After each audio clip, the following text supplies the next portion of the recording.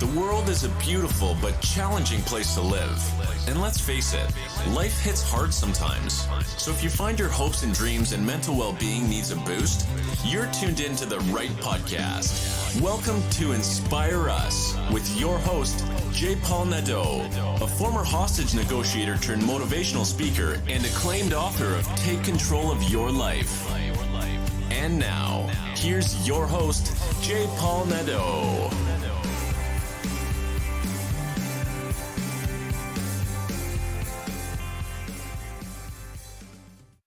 Hello, everyone, and welcome back to Inspire Us. How is everybody hanging in there? It's been, oh God, where do we start with this year, with the past year, and everything that's been going on? I hope everybody's hanging in there. I know it's been tough for a lot of us. Let's just keep moving forward, okay? Let's think of something positive. Let's just keep getting inspired by people like my next guest and all the guests I've had on and all the others I will have on. This one is a young entrepreneur who loves to help people with their personal growth and educate others about the deaf community. Why does she like to do that? Because at the age of 4, due to some negligence on the part of a daycare center, she lost her hearing. And she's made it a mission to help educate people on how we can be more inclusive. What she has to share with us today is something that will resonate and we can learn from. She's also a graduate from a psychology course, and she's now into starting her own online coaching business. And she's working at finishing her first book. Yes, Kellina. It is my absolute pleasure to introduce you to this young woman, and let's do it. It's Kellina Powell. Hello, Kellina, and welcome to Inspire Us. Thank you so much for having me today. Well, I'm so excited to have you. We met on Clubhouse. I heard you speak in one of the rooms about the fact that you were born without your hearing, and you were so inspirational as you opened up about some of the challenges that you've experienced and what it's like not to have your hearing. Why don't I start out by asking, what are some of the challenges that you experienced growing up without your hearing? The challenge I experienced was not be able to fit into the community well. I would definitely overseen a lot of time while I was growing up because I became deaf at 4. So, being a little kid, we don't know anything. So it's like, and everybody's making fun of what's in your ear. So you didn't know how to say it because they don't know and they never been educated about it. And same thing with the education system. They never really taught a student how to be inclusive with the deaf community or someone that has a disability. So that was a lot of challenging while growing up because no one was really educated. And while growing up, I was surrounded by hearing people 99% of the time. So every time I go in a room, I'm always the light because I was the only person that was different.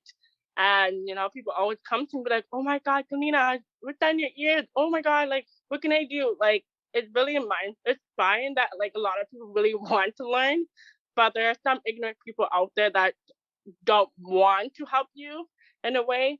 So that's the challenge I had to go through while growing up. But and I would never say, those people who are ignorant, who don't want to learn, it's not their fault. At the end of the day, it's not their fault because they've never been taught it.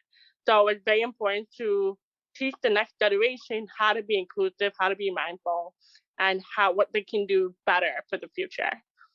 You've brought up some very good points. Yeah, some people are curious and want to find out what it is that you have in your ears, whereas other people want to avoid it because they don't know how to respond to you. And as a child, as you said, you lost your hearing when you were 4 years old. How tough that must have been. Now, what were the devices like when you were 4 years old? Did you start using a hearing aid right at the age of 4? Yes, I did. I started using hearing aids right away at the age of 4.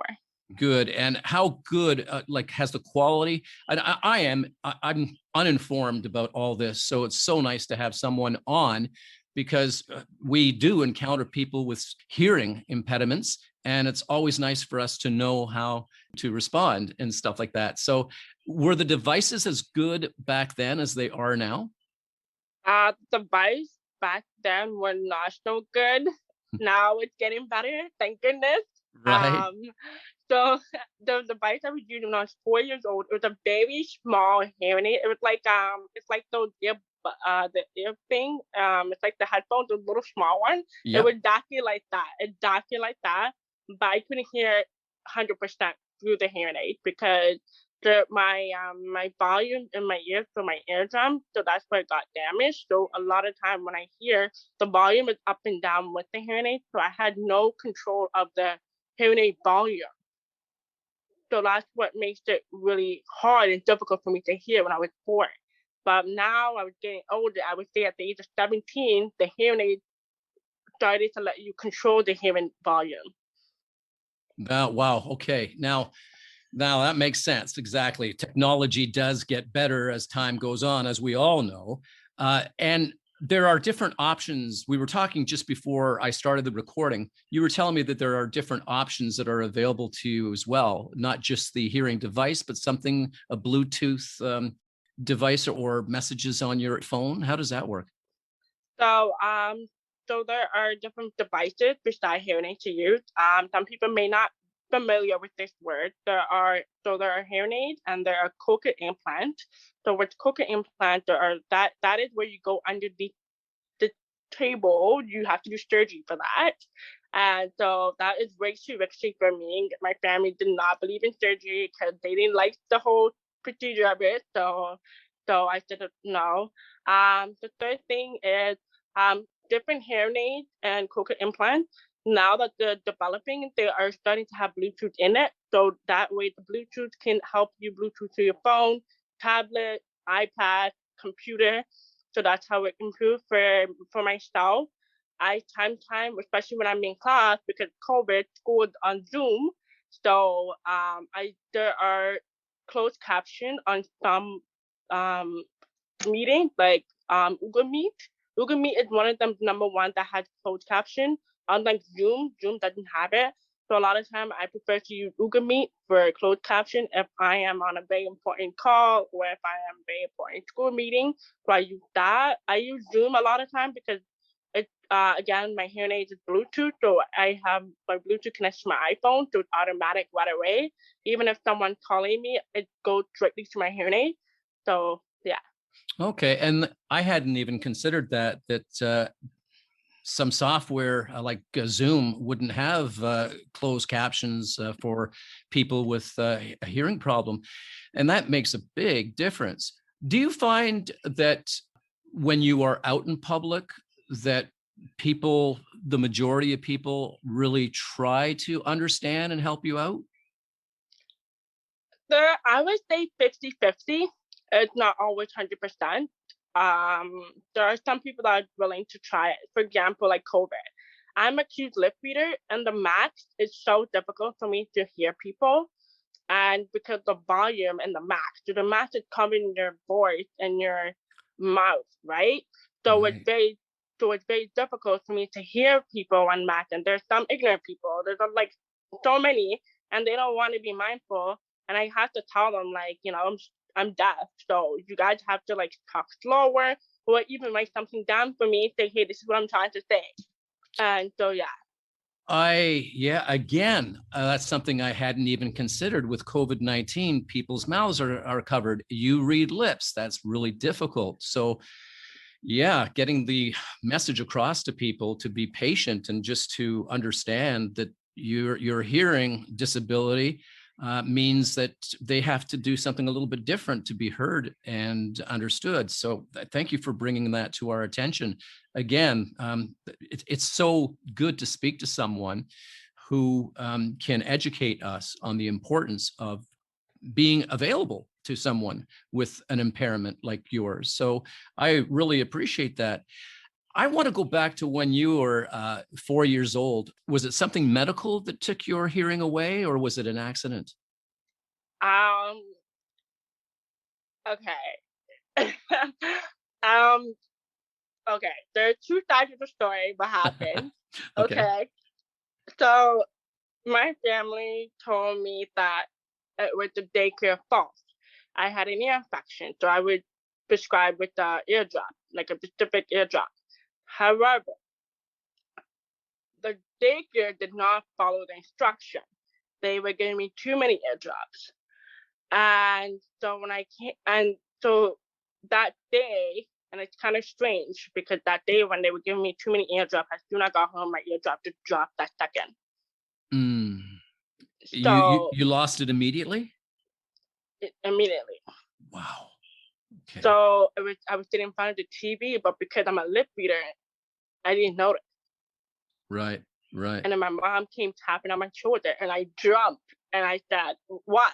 And she's like, "I am calling you." And then I said, "I didn't hear anything." She's like, "What do you mean you didn't hear anything?" And I said, "Mom, I can't hear." And then my mom did like a little bit of like testing, and she can hear my finger like I'm snapping. And I said, "No." And she's like, "You're joking." And then I said, "I can't hear." And then she had to keep anything that, like, it was just really scary because my mom was a young mom at the time and she didn't know what to do. And luckily, my grandma's a nurse. So she called my grandma and screaming, panicking, like, what am I supposed to do? So we called my family doctor. We went in. My family doctor said it's too late. So we Mm. went. And that's one side of the story. The second Right. side of the story, when we went to the daycare told my family, "Oh no, they followed the rules. They followed." I don't know. So that's what happened to me, and that is why I lost, and that's how I lost my hearing. And you were only 4 years old in the care of a daycare center who should have been following the instructions and everything. And I would imagine that, well, for you, that changed your entire life, and for your family as well. They must have been so heartbroken because everything there, as a result of somebody's negligence, which is just unacceptable. And your struggle, can you tell us what you struggle with the most? Is it people's attitudes, behaviors? Is there something especially difficult for you to deal with that you would like us to know? The difficulty thing I had to deal with is when people try to help where they're not trying to help. And I know there are people out there who do want to help, but there are some people who act they want to help. And so I guess it's because they don't want to come off rude, which I understand. It's just normal. I know people just never again surrounded by someone that is deaf, and so it's not like being deaf had the key population of being deaf. It's not right. Mm-hmm. So that's one of my challenges. My second challenge is um, when I would say I think it's more of there's so many challenges I face every day. Um, I would say the most number one challenge I face is when someone is speaking and when they speak too fast. So sometimes when I tell them, "Oh, please slow down," they're like, "Are you kidding? Can you not hear me from the first time?" So that's a lot of yeah, it's a lot. It happened to me so many times, like 99% all the time. And that's one. The second thing I go through a lot is when people keep asking ignorant questions, like they're like, oh, like for example, if they see that I have hearing aids, they try so much. They try to like move the lips in a weird way, like, "Okay, how was your day?" And I said, "Don't do that," Right. and it's unacceptable because they're telling me that you couldn't at least ask first before even just assuming and just judging like how you should talk. Right. And so that's the one thing I do not like what people do, especially when they find out the person that I'm deaf. They do that a lot, which I don't like, and I don't appreciate that. And I always address them and, "Okay, you don't need to be talking like that. You could just talk normal. I can hear. I'm not Mm-hmm. saying I can't hear without. I'm just saying I can't hear without the hearing aids. I can hear." So that's the third one. The third one is when sometimes when people ask me a question and I tell them like how they can help me, sometimes they just think it's too much and they just don't even bother. So for me, it's like, why did I even bother wasting my time telling you in the first place? So that is my challenges that I have to go through every single day of my life. Oh yeah, and there's so much to consider for our listeners, because you can't see what Kellina was doing, but when she was talking about how some people react, they overemphasize their words as though they're talking down to you and slowing right down. Is that right? Is just too much of that those facial, they're exaggerating the speech without even asking you if they can speak normally to you. Would that be an accurate assessment? Yeah. Okay, yeah, and I could see that. So there are many challenges for for people without their hearing, of course. And with music, are you able to make out music? Is that something that you feel? Is that something that you hear all right? How do you respond to music? That's a very good question. Everybody always asks me that question all the time. Music, I listen to the music based on the vibration and the beat, so I can feel it. And again, it depends on what type of music. I'm a Caribbean person, so there's always beat and there's always vibration in the island. So I can always go with the flow with the music. Even if I can't understand the lyrics, I'm still following along with the beat. And so yeah. So luckily, my culture, the music is not hard to follow. Thank goodness. So I'm so thankful for my background. But other music in terms of like country music or jazz or like R&B, Mhm. I same thing too. I go with the beat vibration. A lot of time too, I go on YouTube. I listen to the lyric. I read the lyric before I listen to the music, so I can follow what's being said. Because I usually do that a lot of time, and that's how I listen to the music. Good. And I guess it's a joyful experience then, because beat can really move your body, right? And the Yeah. vibrations. Yes, that's fantastic. That's really good. Uh, what would you like people to know? Is there anything that you would like people to know about how they should be, other than what we've covered? Is there anything else that you can think of that might help people to better communicate with someone who has an impairment in with their hearing? If people are really interested, I would suggest some people to learn basic sign language. Um, Also, to if you want to get more information, please learn from a deaf person. Do not learn from the hand person, because they don't know what we go through. And I see that a lot of time with a lot of people who go to hand person. So I keep reminding people, no, don't go to them because they don't have the exact same things that we go through. Third thing, social media is very big, very broad now because of COVID. Everybody's on social media. Please be mindful to use caption. I know caption can be really annoying, but just be mindful that because of COVID, everybody's on social media. Even us deaf community, we're all on it. Even people who have disability, we're all on it. Please use captions. There are so many websites that can do it for you. If you feel like you can't find it, please DM me. I will send you the website myself so that you can do that, and that way you can be more inclusive for the social media, for the deaf and hard of hearing people community, and disability as well. The fourth thing I would just want to say is, if you do come across someone who is hard of hearing or deaf, the first thing I would suggest is please do not say "I am sorry" when you first see them or if they tell you that they're deaf, because a lot of times we hear that oftentimes, and we are so fed up with that word because it's basically saying that you're telling us that you feel bad that we're deaf. So that's why I always recommend a lot of people stop saying "I am sorry" a lot of times. Just say "I am unaware." That way they know that, okay, she's unaware. Okay, I get it. I understand. And that when you continue the conversation.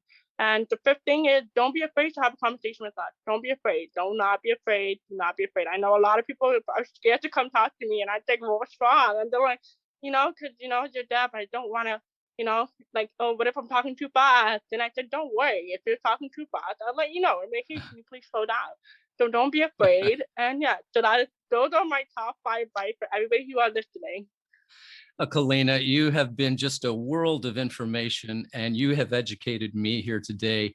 And I can see the brilliance in your face. And I wish that all our listeners could see your face. You have this radiance about you, this real glow. And thank you so much for taking your time to be with me today and sharing all this information.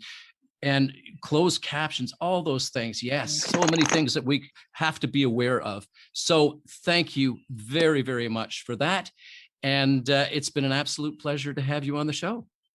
Thank you so much for having me. I really hope everybody took some notes, and I really hope that everybody can be more inclusive after this podcast. Thank you.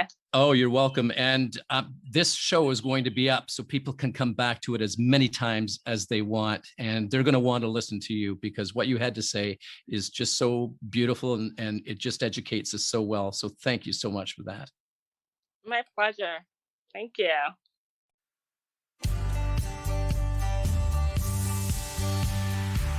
Thanks for listening. Tune in next week for another insightful episode. If you haven't already, hit the subscribe button and leave your comments. For more information, check out our website at www.inspireus.ca. Remember, it's not what happens to us that matters most. It's how we respond to what happens to us that does. Stay strong and resilient.